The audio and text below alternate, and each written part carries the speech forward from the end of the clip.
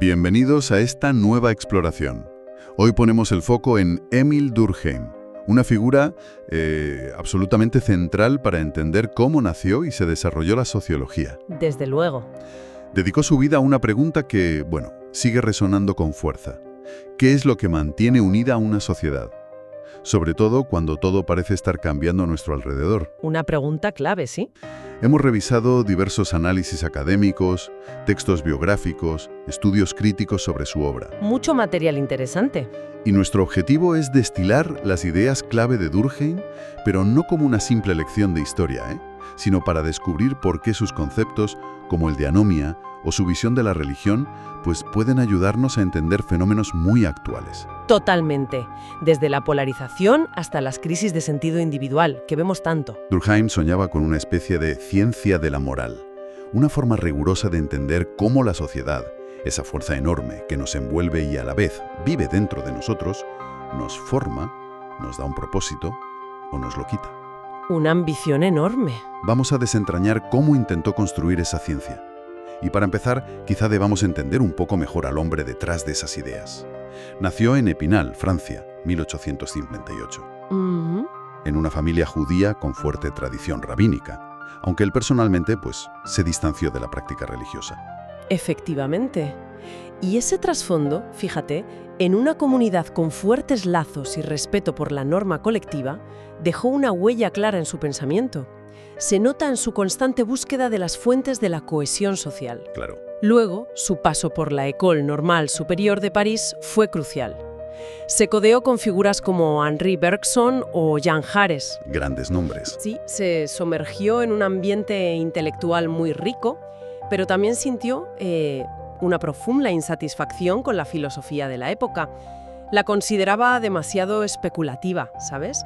Muy alejada de los problemas reales. Y esa insatisfacción le llevó a mirar hacia Alemania, un viaje que las fuentes destacan como un punto de inflexión, ¿verdad? Cierto, fue fundamental.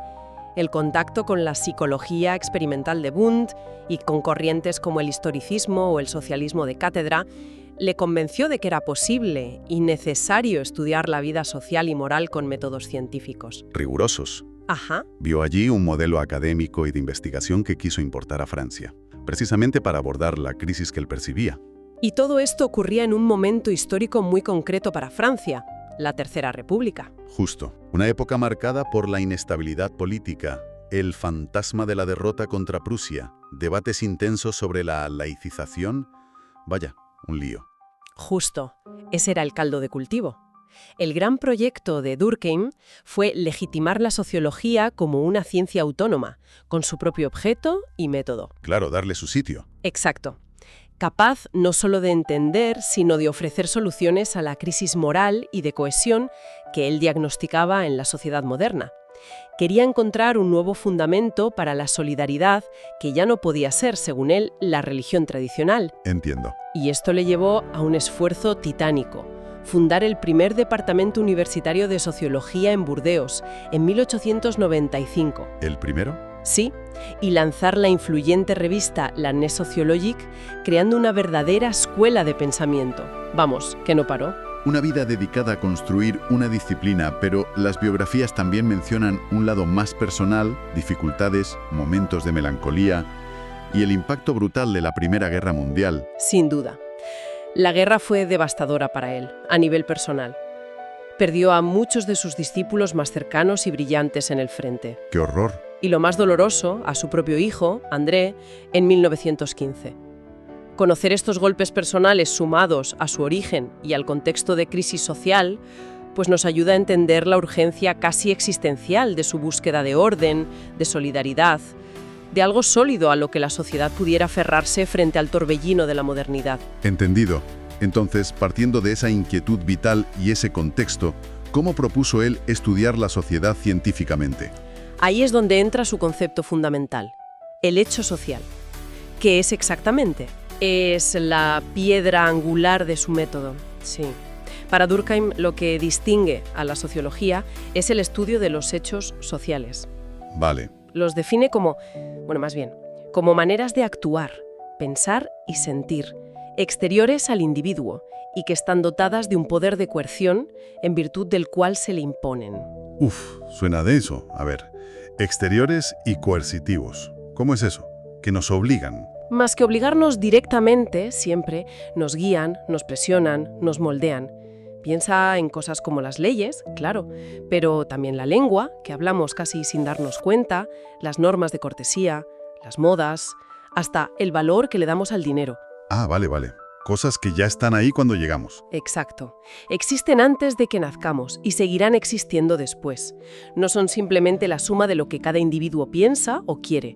Tienen una realidad propia, colectiva, sui generis, como le gustaba decir a él. Entiendo. Por eso, su regla metodológica más famosa es tratar los hechos sociales como cosas. Como cosas. ¿Quiere decir que son objetos materiales? No exactamente materiales. Lo que quería decir es que debemos estudiarlos con objetividad, desde fuera, como un científico estudia, no sé, una roca o una planta. Ujú. En lugar de basarnos en nuestras opiniones personales o intuiciones, lo que él llamaba prenociones, pues hay que observar, medir, comparar, usar estadísticas, buscar patrones, regularidades, datos, evidencia empírica. Ujú. Y ahí radica la diferencia fundamental con la psicología, ¿no? Que se centra más en lo individual. Precisamente, él buscaba explicaciones sociales para fenómenos sociales, rechazaba explicar lo social por lo individual. Entendido. Ahora bien, este enfoque no ha estado exento de críticas, claro. Algunos análisis posteriores señalan que al definir lo normal o patológico basándose mucho en la frecuencia estadística, Lo más común es normal, lo raro es patológico, algo así. eso es, pues quizá no prestó suficiente atención a cómo la propia sociedad, a través de sus estructuras de poder y significado, construye lo que considera desviación o enfermedad. No es solo una cuestión de números. Interesante esa crítica. Da que pensar. Es un debate que sigue vivo sobre poder y normalización. Muy bien. Vayamos ahora al corazón de su obra. Su tesis doctoral, La división del trabajo social, 1883, es un punto de partida clave. ¿Qué nos dice ahí sobre cómo se mantiene unida la sociedad? Es fundamental, sí. Ahí se pregunta cómo cambia el pegamento social a medida que las sociedades se vuelven más complejas, más diferenciadas, pasa de las tradicionales a las industriales modernas. Vale. Introduce su famosa distinción entre solidaridad mecánica y solidaridad orgánica. A ver, explícanos eso. La mecánica es típica de sociedades más simples, con poca división del trabajo. La gente se parece mucho entre sí, comparten las mismas creencias, valores, experiencias, y eso es lo que les une. Aquí domina una fuerte conciencia colectiva. Conciencia colectiva. Otro término clave suyo. ¿Podrías definirlo un poco más? Claro, la define como el conjunto de creencias y sentimientos comunes al término medio de los miembros de una misma sociedad. Es como la mentalidad compartida, ¿sabes? El sustrato cultural y moral común. Como el sentido común, pero a lo bestia. Algo así, pero más profundo. En la solidaridad mecánica, esta conciencia es muy intensa, muy detallada, abarca casi todo, hay poca individualidad. En cambio, en la solidaridad orgánica, propia de las sociedades modernas, con alta división del trabajo, como la nuestra, Ajá. la unión se basa en la interdependencia. Como somos diferentes y especializados, médicos, ingenieros, agricultores, artistas, nos necesitamos unos a otros para que el conjunto funcione. Vale. La conciencia colectiva aquí se vuelve más general, más abstracta, se centra en valores como la dignidad humana, el mérito individual, y eso permite un mayor espacio para la diferencia, para la individualidad. Y según las fuentes, él veía una conexión entre estos tipos de solidaridad y el tipo de leyes o castigos que predominan. ¿Cómo era eso? Es una conexión muy ilustrativa de su método, sí. Argumenta que en la solidaridad mecánica predomina el derecho represivo. Castigo duro. Exacto. El crimen ofende directamente a esa fuerte conciencia colectiva y el castigo es severo. Busca vengar la ofensa y reafirmar los valores compartidos. En la solidaridad orgánica, en cambio, prevalece el derecho restitutivo. Que busca reparar el daño. Eso es. Busca reparar el daño causado, restablecer el equilibrio entre las partes afectadas, más que vengar una ofensa moral colectiva. Aunque, ojo, para él, la función principal del castigo seguía siendo simbólica, mantener la cuestión social al reafirmar los límites de lo aceptable. Aquí, Al hablar de los problemas de la sociedad moderna, de esa solidaridad orgánica, inevitablemente surge otro concepto suyo que parece increíblemente actual: la anomia. La anomia. Clave. ¿Alguna vez has tenido esa sensación de estar un poco a la deriva? En un mundo que cambia tan rápido que las viejas normas ya no sirven y las nuevas no están claras. Parece que Durkheim ya le puso nombre a eso hace más de un siglo. Exactamente. Ese es el núcleo de la anomia. Es un estado de desarraigo normativo, de falta de normas claras y aceptadas, que guíen las aspiraciones y conductas. Falta de reglas del juego claras. Algo así. Surge típicamente en momentos de cambio social muy rápido, crisis económicas, revoluciones tecnológicas, etc., donde las viejas reglas pierden validez y aún no se han consolidado unas nuevas. ¿Y eso nos afecta? Generan los individuos una sensación de desorientación, de falta de límites, una insatisfacción crónica porque los deseos se vuelven ilimitados y por tanto irrealizables. Durkheim veía esto como una patología crónica de la modernidad, una fuente constante de malestar e incluso de conductas desviadas. Ese concepto de anomia resuena muchísimo hoy, la verdad, y nos lleva a otra de sus obras más famosas y en cierto modo chocantes: El suicidio, 1897. Usó estadísticas para estudiar algo tan íntimamente personal. Fue revolucionario en su época, sí, y un ejemplo paradigmático de su método sociológico en acción. Recopiló y analizó tasas de suicidio de diferentes países y grupos sociales europeos. Datos, datos, datos. Exacto. Para demostrar que, aunque cada suicidio es una tragedia individual, las tasas de suicidio son un fenómeno social con causas sociales. Comparó cifras entre protestantes y católicos, más altas entre los primeros, que atribuyó a una menor integración comunitaria, entre casados y solteros, en tiempos de crisis económica, donde aumentaban, pero también, y esto es curioso, ¿Qué? en tiempos de súbita prosperidad, que también podían generar anomia, esa falta de límites. Vaya, incluso la prosperidad súbita. Eso es contraintuitivo. Y a partir de esos datos propuso diferentes tipos de suicidio relacionados con la conexión del individuo con la sociedad, ¿no? Identificó 4 tipos principales, basados en 2 ejes: el nivel de integración social, los lazos que unen al individuo al grupo, y el nivel de regulación social, las normas que guían su conducta. A ver, ¿cuáles serán? El suicidio egoísta, que se da por una falta de integración, un individualismo excesivo que aísla a la persona. Luego el altruista, que es el opuesto, por un exceso de integración, donde el individuo se siente tan parte del grupo que se sacrifica por él. Como un soldado en la guerra o algo así.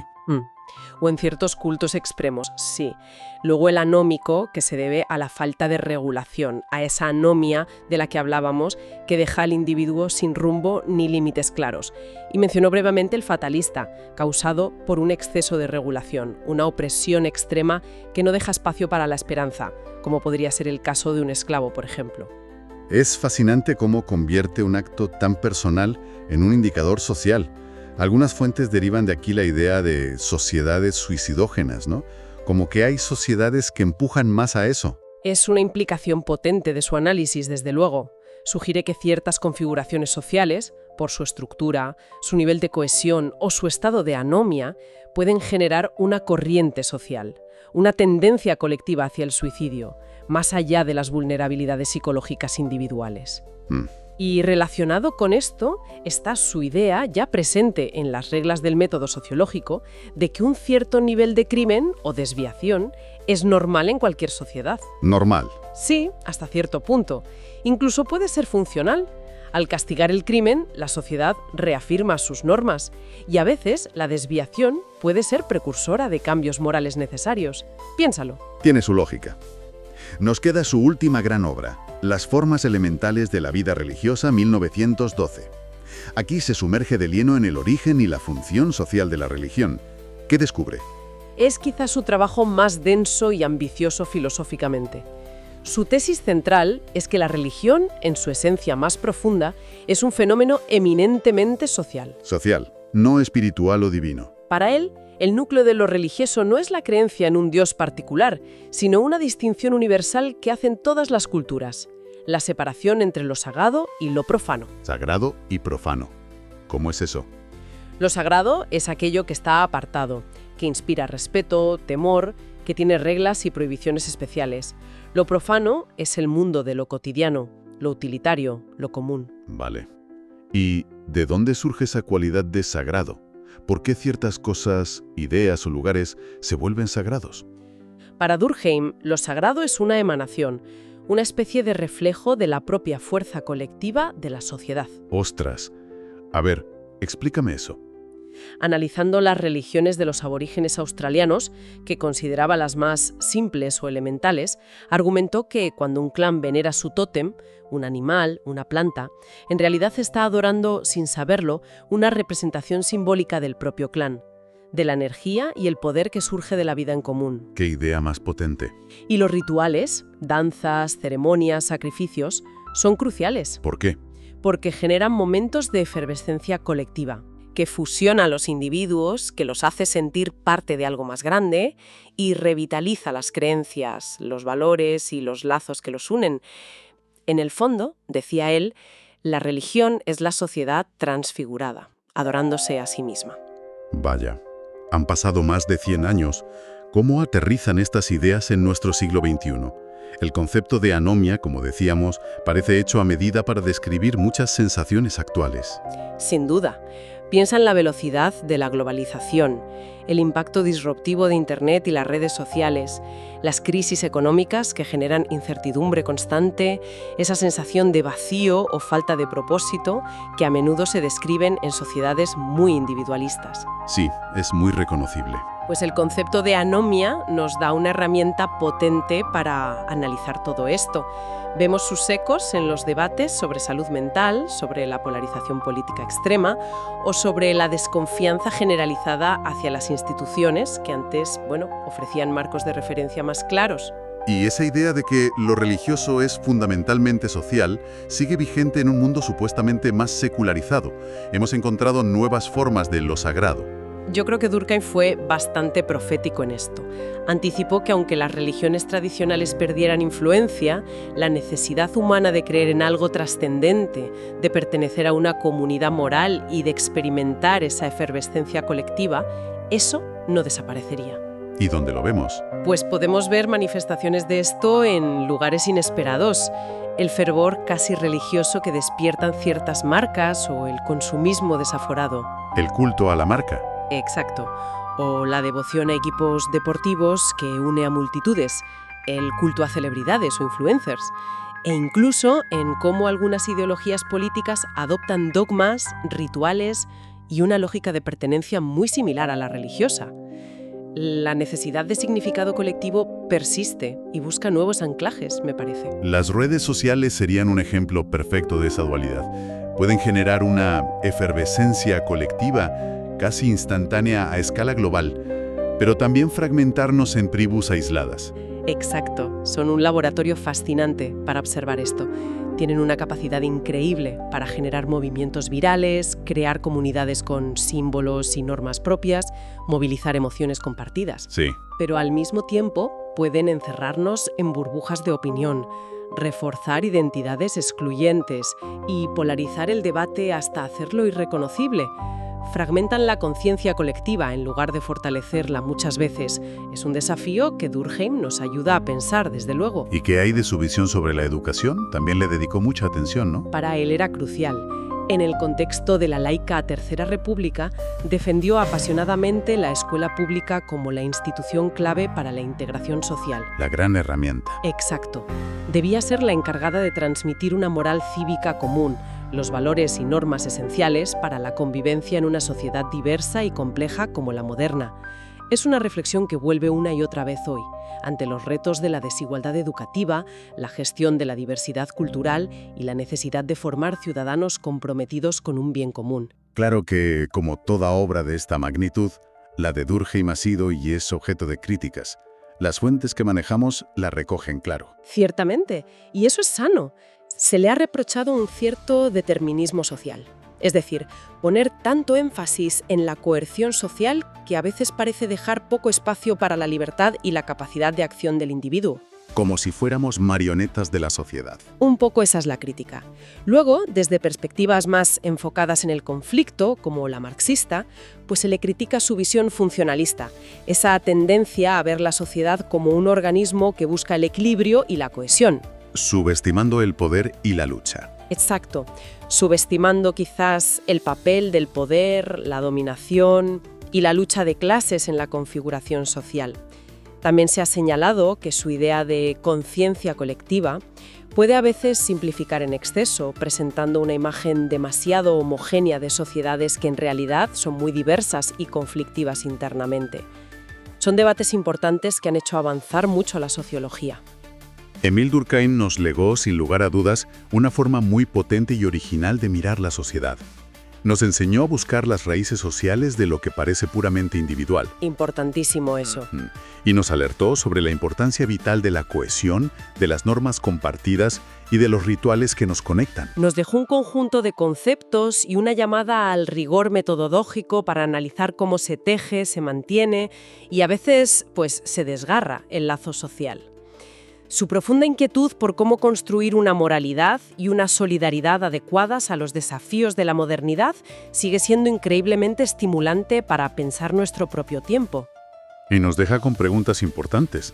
Si, como sugería Durkheim, cada sociedad en cierto modo crea sus propios dioses o fetiches, sus propias formas de lo sagrado y define lo que considera normal o patológico, ¿cómo podemos hoy, en este mundo nuestro tan plural, conectado y a la vez fragmentado, identificar y cultivar fuentes de solidaridad que sean positivas? Una solidaridad que nos una sin uniformarnos, que celebre la diferencia sin caer en la parálisis de la anomia. Un equilibrio difícil. Y, quizás más difícil aún, ¿cómo distinguimos entre la adaptación necesaria a normas sociales funcionales y la simple patologización de todo aquello que se desvía de una norma que, tal vez, ya no es tan clara o universal como creíamos? Preguntas enormes. Ahí queda la reflexión, una que Durkheim sin duda nos animaría a seguir explorando.